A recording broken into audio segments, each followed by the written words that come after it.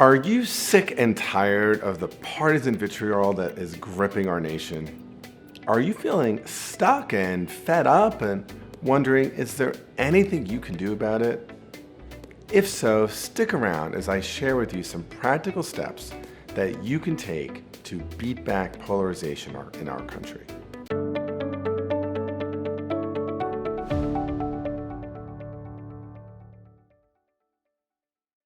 Before I get into addressing some ways to beat back polarization, let me just address an issue that has sometimes come up, which is polarization really so bad?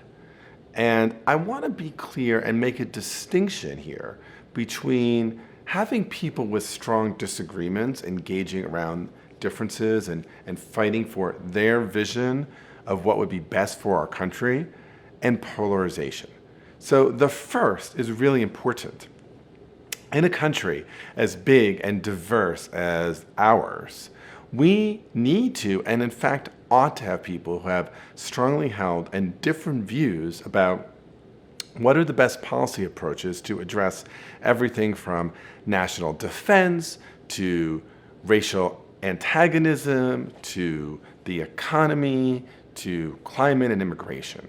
And in fact, one of the great blessings of living in a country like the United States is that we have a lot of diversity of viewpoint and we have a lot of freedoms to express those viewpoints. And so healthy debate, healthy conversations, healthy discussions around these differences are really essential to a healthy republic and a healthy democracy. That is entirely different from polarization. Polarization are when parties move to the extremes of those differences. And so it's when they start to see each other, not as citizens who have different views and different opinions and different policy preferences, but rather as enemies whose views are a danger to democracy, whose views are undermining the future of the country. And so when I talk about polarization, it's this latter concern that I have, and I think it is a concern that is shared by more and more Americans. And so just sitting back and doing nothing, or sitting back and saying, oh, it's so terrible that this is happening, poses serious threats for the future of the United States. So with that, let me offer 3 specific things that you can do that I think can help reduce polarization and help bring us back to a point of healthy debate, healthy dialogue, and healthy exchange. The first is really taking the time and energy to develop your own communication skills that focus on both effective assertion and good listening.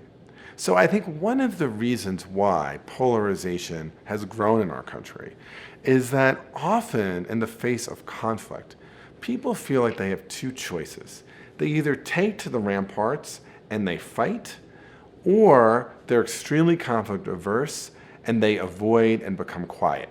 And the problem is those are really false choices. In fact, to be successful in a democracy, to be successful around dealing with differences, each of us has to have really effective assertion skills. In other words, we need to find a way to share our viewpoints with authenticity, right? Without avoidance, but also in a way that maximizes the chances that those who see it differently can actually hear us. And secondly, if we're going to not villainize the other, if we're going to increase our own understanding of those who, frankly, we don't see eye to eye with, then we need to develop really good active listening skills. Skills that invite the other person to dig deep, to share their story, to share their reasoning. And so these are the kinds of things you could do by, frankly, watching these videos, but also taking a class like classes I offer at the Cambridge Negotiation Institute, or doing some really good reading. Okay, secondly is broadening your own horizons. So what that means, especially if you find yourself in a bit of a kind of cocoon of comfort where most of the people you're talking with and connecting with have shared views and most of the people who have differing or opposing views are people you talk about rather than with, then it's important for you to do some work to actually make some connections to those who have differing viewpoints. Now, chances are those people are probably all around you. Maybe they're even in your family. You just kind of avoid having conversations with them. But if you are truly lost, if you don't know where to look to have those conversations, you just need to Google something like more civil dialogue, or look for organizations like Braver Angels, or the National Institute for Civil Discourse, or Living Room Conversations. There's a great new organization started by Republican Congressman Adam Kinzinger called Country First.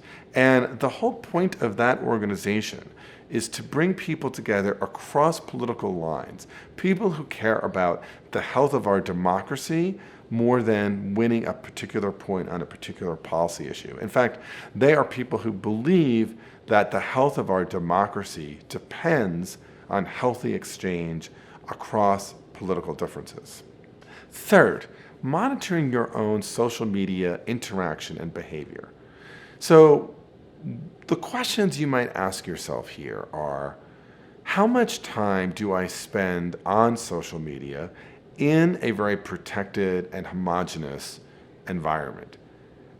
Are all the tweets that I see from the similar point of view? Do I follow people who primarily agree with my viewpoint? And if you do, what that suggests is making some active decisions to follow some other people to expand that range. The other thing that I would also say, though, is frankly limiting your own time spent on social media. As somebody who has, I would say, some Twitter presence and some presence on Facebook and other social media platforms, I confess that there are times when I can get sucked into whatever the news is of the day. Can you believe Senator so-and-so said X? Or can you believe this former leader said X? Or this president said X, right? And it could really amp you up. It could really make you lose faith in the good faith of people on the other side of a political issue. And so by putting some guardrails around your social media interaction, that can be really helpful. Let me share with you an example from some work that I've done with an organization called Seeds of Peace, where intentional efforts to monitor social media interaction helped improve the quality of dialogue. So this is work of dialogue between Israelis and Palestinians. And one of the challenges is Seeds of Peace would bring these young Israeli and Palestinian leaders together for a 3-week intensive summer camp that included daily dialogue during summers in the state of Maine. So then when they're back home, something will happen. So perhaps Israeli police kill a Palestinian, or perhaps there's an attack from Palestinians on some Israeli soldiers in the West Bank. And so suddenly people would start posting on social media. And pretty soon, all of the goodwill that happened in that camp at Maine would end up in polarization, hate, defensiveness. So what some people agreed was to make a tiny shift. And the shift was this. Rather than simply posting a Facebook post, they would set up a private group and just agree to record themselves sharing whatever they wanted to share instead of writing it out. And what was interesting about this slight shift is that once you had to look at a camera and describe and tell your story, it had a moderating impact on the way in which people talked about it. And so this was a really nice way to continue that assertive behavior that we talked about in point 1, but to moderate and monitor the way that happened on social media.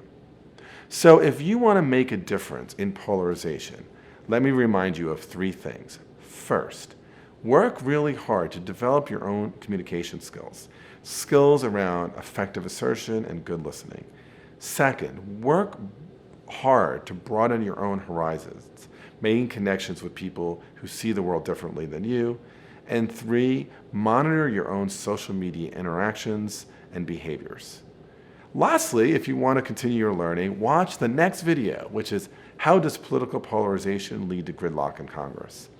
And of course, don't forget to like this video, ring the bell, and if you haven't yet, please subscribe to my channel. Thanks, I'm Bob Bordone, and let's keep negotiating together. Okay, you want to see how Congress contributes to polarization? Keep watching.